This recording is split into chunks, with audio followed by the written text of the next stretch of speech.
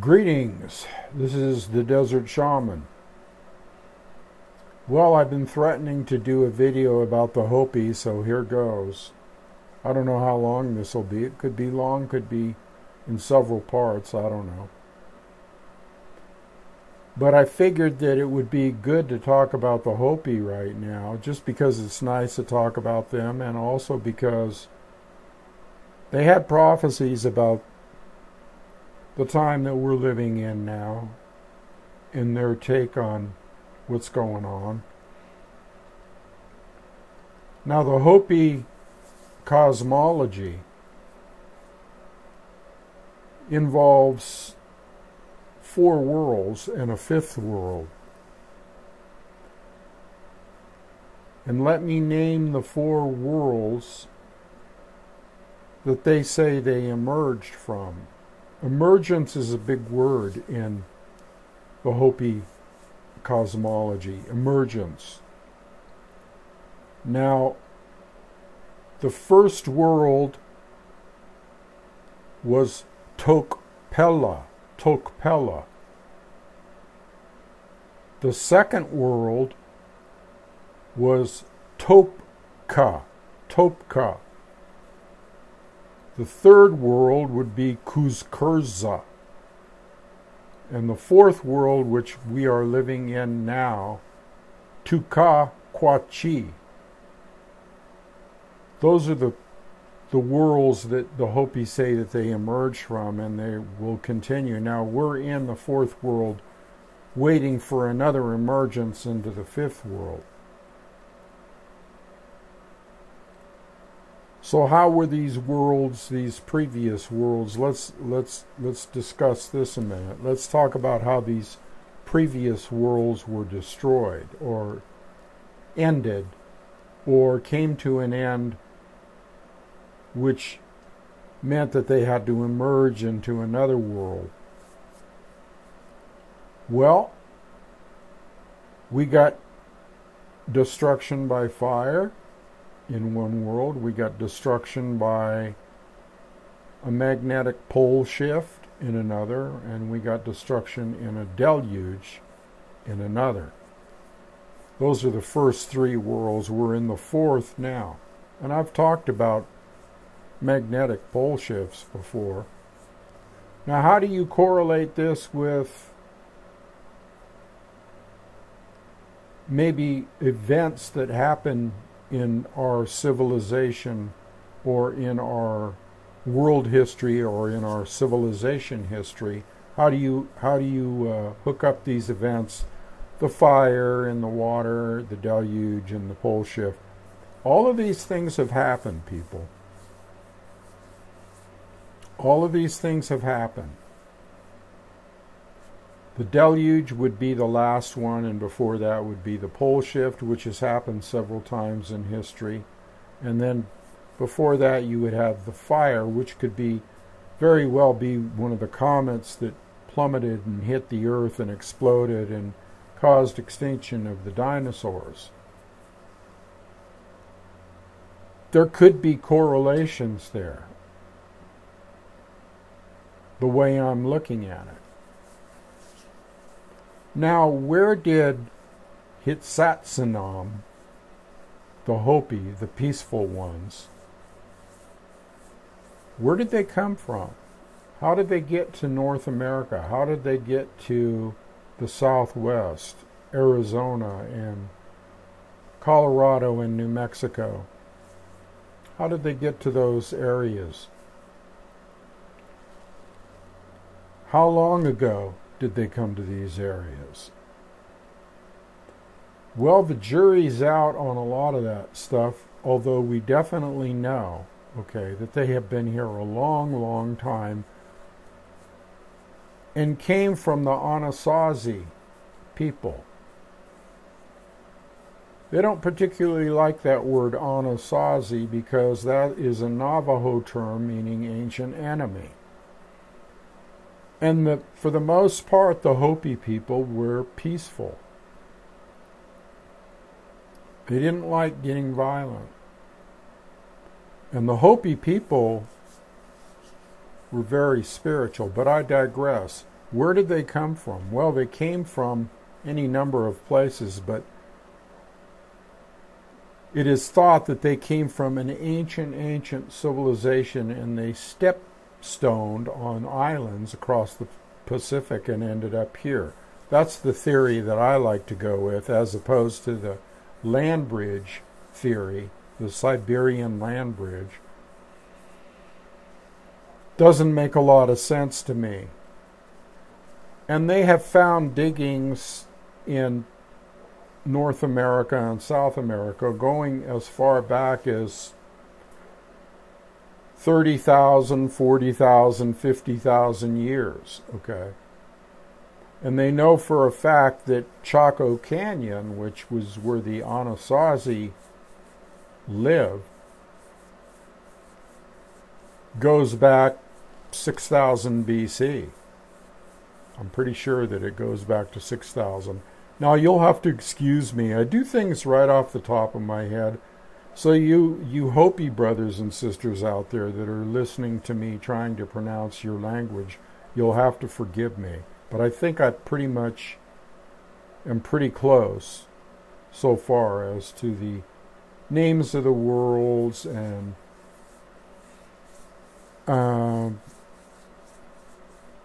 things of that nature. Well, what about the gods? Let's talk about the gods. Let's talk about the Godhead, or the creation story, a little bit here. There is so much to cover here. It's amazing, really. It's really miraculous and amazing. So the gods would be Taiwa, or Taiwa, okay, spelled Taiwa. Taiwa or Taiwa. I think that's correct. And then there's Sotuk Nong, which is kind of like the uncle of the creator. The Taiwa would be equivalent to the sun, and Sotuk Nong would be almost like part of the Godhead, because then beneath that you have Spider Woman, who was called Kokyong Wu Ti. I would correlate her to Mother Earth, okay?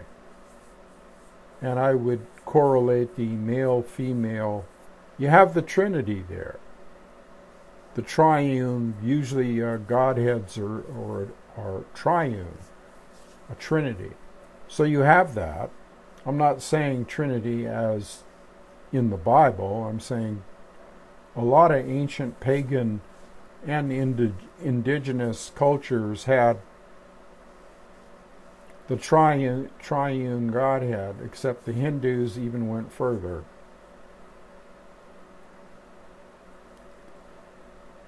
So the Hopi people were a people that came possibly from Lemuria, and their ancestry could go back hundreds of thousands of years.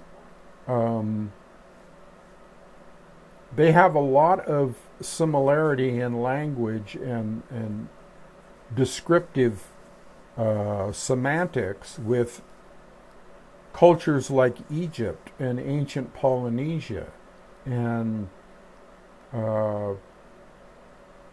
even the Dogon tribe of Africa. And it seems like this could be a continuum, or a very, very ancient peoples, but part of them ended up in the Southwest. So if they did island hop, they eventually came to either South America or the headwaters of the Colorado River. And that would be in the Grand Canyon area in the Southwest. And when they came here, they went on a migratory, after the destruction of the Third World and they emerged into the Fourth World, they went on a migratory binge, or a migratory pattern, which is sometimes depicted with the symbol that some think is the swastika, only though it is very ancient and was way before Hitler or any of that stuff. He got it from them. And it's also depicted by a circular pictograph, like a target, but it starts in the middle and goes out and out and out and out. And you'll find that pictograph on all kinds of rocks all over the place in the Southwest. They were commanded by the latest creator God. Now here we go again. There's another God that greeted them in the fourth world when they came out of the third world. There was another God that created them called Masao. Masao, and he was supposedly the god of the underworld and the god of the dead and the god of, but he also was a god of life. You got to realize, people, that when they talk about the underworld in some of these cultures, like just like the Egyptian culture and the Hopi culture, it wasn't a bad thing. It wasn't like, you're going to hell, man. No, that wasn't what it was at all. What it was when you left here, you went into the underworld, you still lived, but you lived in the underworld, or you lived in the world beneath the apparent world. Now, this could be metaphorical. But that brings me to another point of, as they went through these different worlds and emerged after cataclysms, okay, when the cataclysm was happening, they always took refuge in the underworld, or they always took refuge with what they called the ant people. The ant people. Now, these ant people could very well have been interterrestrials. In other words, aliens that were in the core of the earth. Does that sound far-fetched? Well, it's not, because there's a lot of documentation and even scientific queries, okay, that might bear that out, okay? And when you think of the ant people, they thought of these people, the reason they called them the ant people is probably because they had larger heads and so forth, kind of like some of the aliens.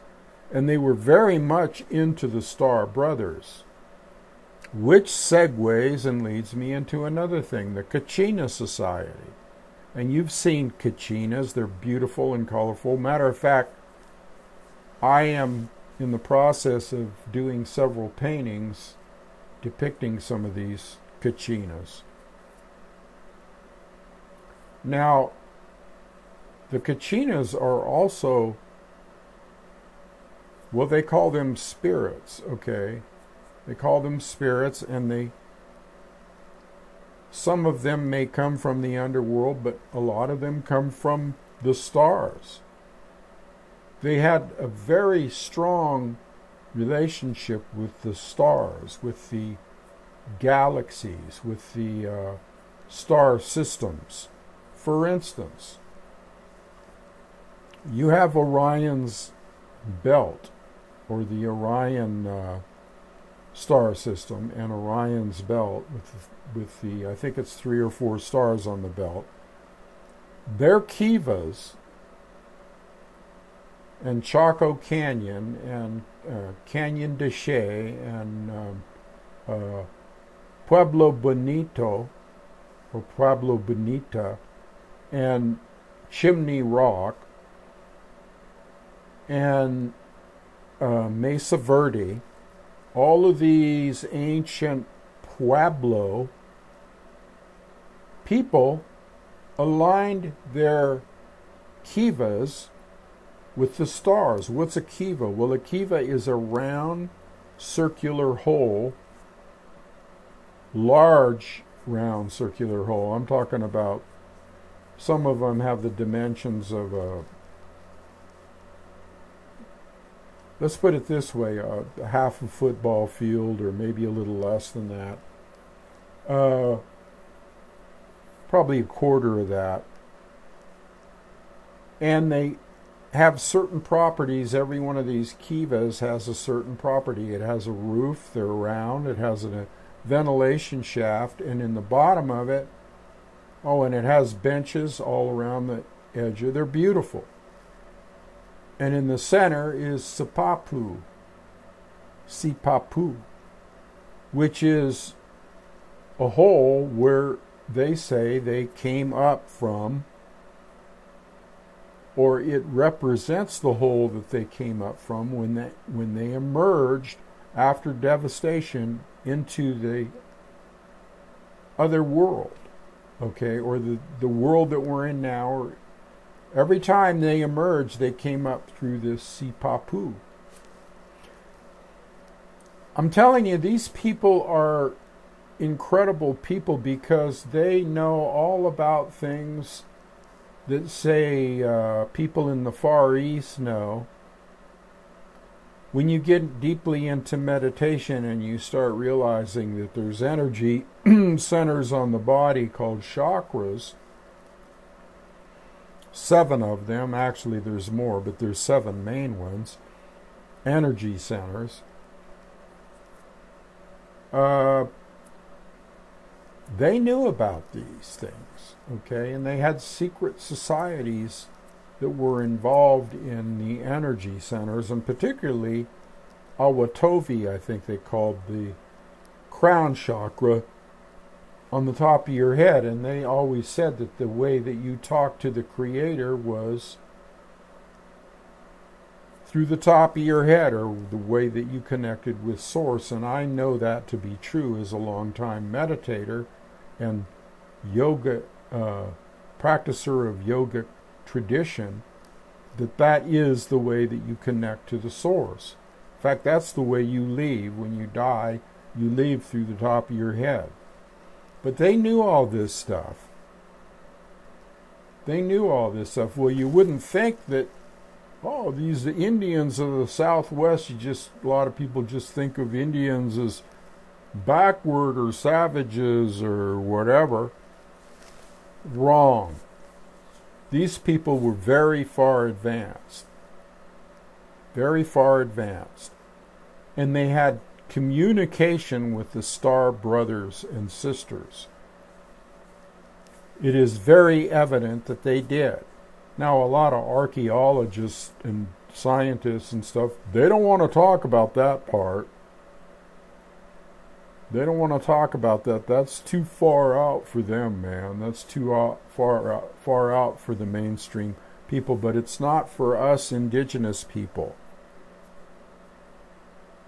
It's not far out for us because we realize the star seed connection. Here's another thing. When they built their towns, the Hopi people, when they built their towns, they built them in the same pattern that you have in Egypt, which models after the Orion star system. In other words, if you project the Orion star system down onto Earth on a land, if you project that down, guess what? Their villages and their towns are all either at the feet or the arms or the belt of Orion. Just like in Egypt, in the Giza pyramids, same thing. What does this tell you? What does this tell you? It tells you that they had civilizations that were far advanced on some levels, especially on a spiritual level in the connection with the Star Brothers. This is something you have to realize. And why do you have to realize this? Well, because when they speak of prophetic things happening, when they talk about emergence from one world to the next, it's like, listen up. Listen up. Because they know. So, There is definitely an ancient factor to these people as far as their ancestry. There is definitely a connection with the Star brothers and sisters. There is definitely a modeling of their villages and towns after other villages and towns, or after great monuments like the Giza pyramids. The Pueblo people were the first people in North America and South America. Now, the term Pueblo indicates a method of building. But make no mistake about it, places like Chaco Canyon with their great houses were phenomenal. I might put a picture of Chaco Canyon as the thumbnail to this video. I might. I don't know. I'll have to see if I could find a good one. I'll put something that has something to do with Hopi people, though. Either a Kachina or something. Now, these Kachinas hang out in a place called San Francisco Peaks near Flagstaff, Arizona, which is one of my old stomping grounds and where I used to live.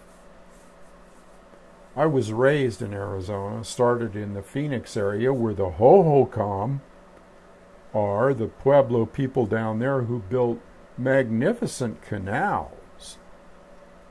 We're talking that go back thousands and thousands of years in the Valley of the Sun, Arizona, Phoenix.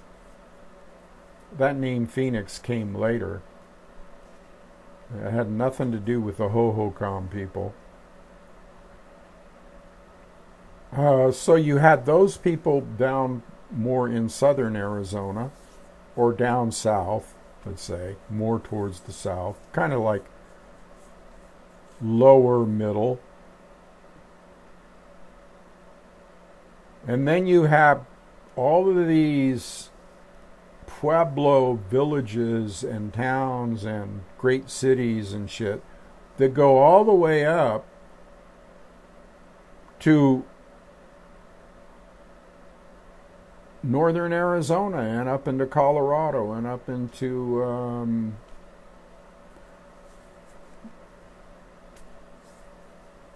New Mexico. And there are roads like spokes that came off of Chaco Canyon. The great houses there, I wanted to say, are not just Pueblo, but they're built with masonry. They're beautiful buildings, okay? And it took a lot of effort. I mean, it's on the scale of the pyramids.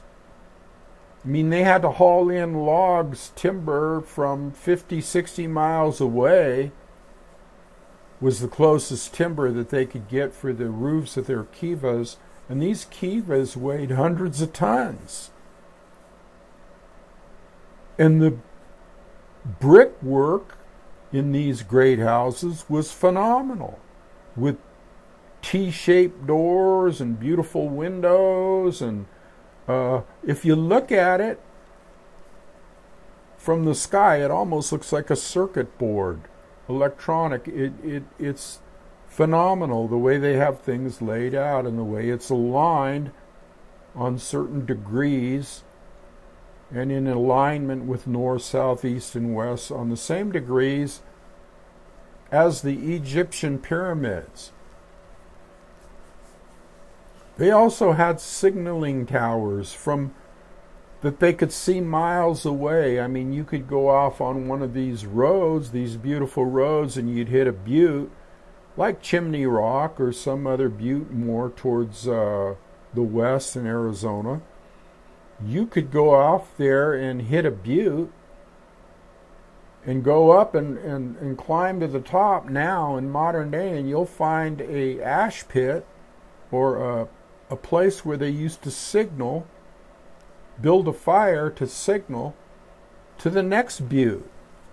And so they had a magnificent, very far advanced signaling system where they could pass messages, say, from Chimney Rock or Mesa Verde or to Chaco Canyon, and from Chaco Canyon to Azteca, which is another huge great house, or to Mimbres, which is more north. And in between these great houses were all kinds of settlements of Pueblo people. So they had a magnificent civilization, and they were civilized. Now let me go into a little bit about what came later, because I think it's relevant, very relevant for our times. Let me go into a little bit about what came later as far as their persecution and them being set upon by Christian Catholic monks and the white man, which they called the Bahana, okay? Bahanna, Bahana, or sometimes it's spelled with a P, Pahana. Now these incidents that happened around 1490 or 1500, same time that Columbus was making his incursion on the East Coast, right around that time, and of course this is much later on after the Anasazi and everything. We're talking 1500 AD.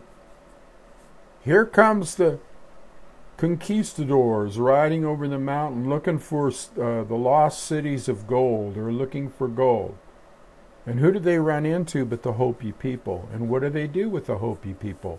They make friends with them at first, but then they try to subjugate them. Long story short, they moved in their Franciscan monks and built a mission up there on Hopi land, and in other places like in New Mexico, the Acoma Pueblo, and down in that area.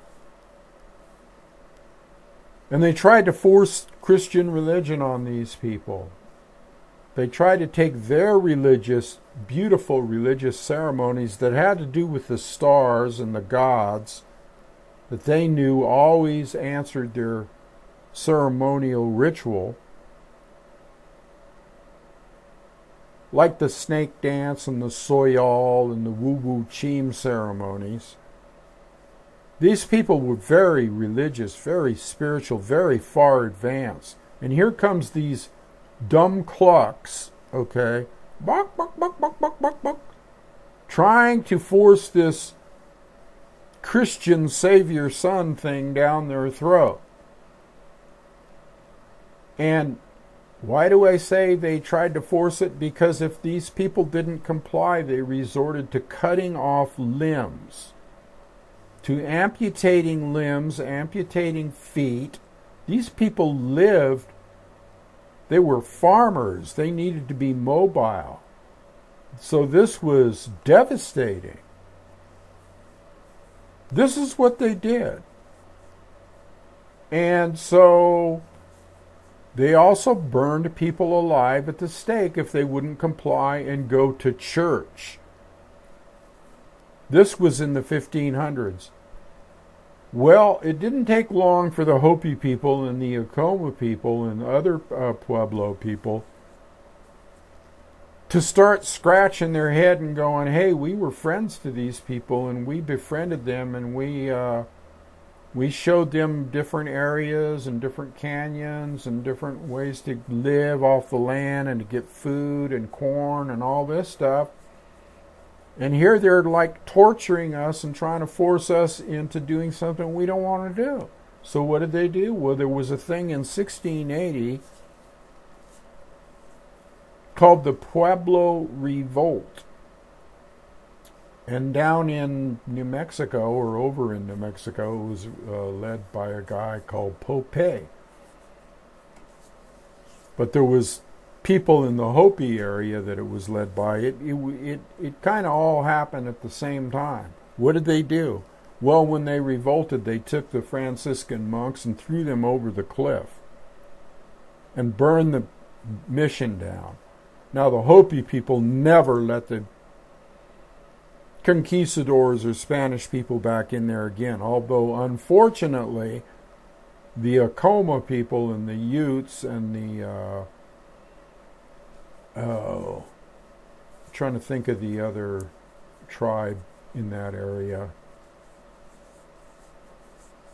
You'll have to forgive me because, again, I'm doing everything off the top of my head. They made the mistake of letting these monks back in, or of course much later, and then later on, let's say in the 1900s or the late 1800s, you had the incursion of the white man that was an offshoot of Columbus coming in on the East Coast over there. Incidentally, he tortured Indians too. And he was also a Christian. I got a bad taste in my mouth about that, as you can probably tell, and you should also. Now, let me go back to their ceremonies for a minute. They had beautiful ceremonies. They danced with rattlesnakes in their mouth, and the rattlesnakes didn't bite them. That was called the snake dance, and that was for rain, for their crops, which they always got when they did this. They had all kinds of kachinas, beautiful kachinas, and they wore these costumes and masks. And you've all seen Kachina dolls, I'm sure.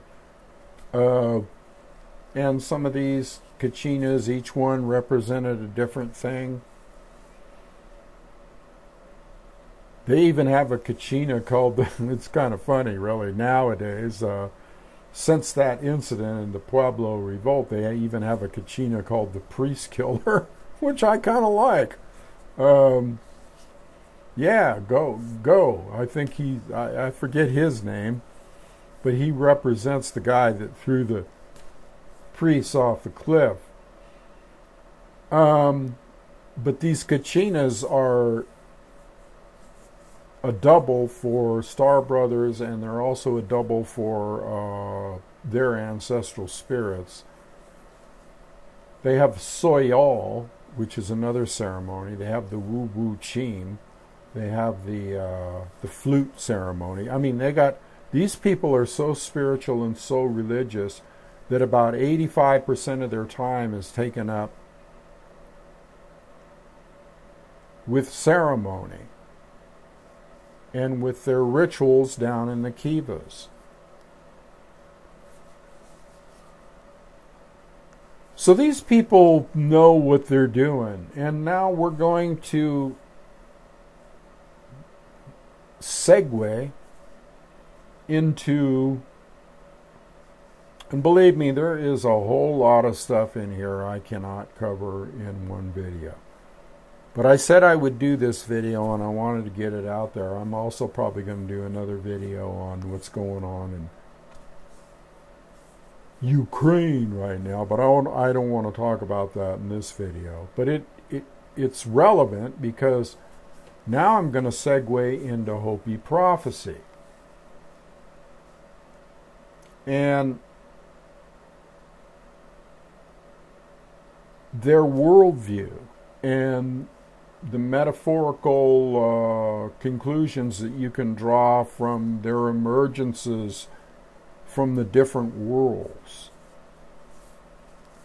That's what I'm going to segue into. But you know what? Now that I'm thinking about it, I've been doing, this is a pretty long video. It's pretty long. And so I think what I might do, and I know you're just probably not going to like this, but I'm going to save that for another video. I'm going to segue, but I'm going to segue into the other video. because there is so much with Hopi prophecy, and that'll kind of leave you on the edge of your seat. You know, version 2, serial 2, part 2, where you will find out things that will blow your mind as far as what's coming up.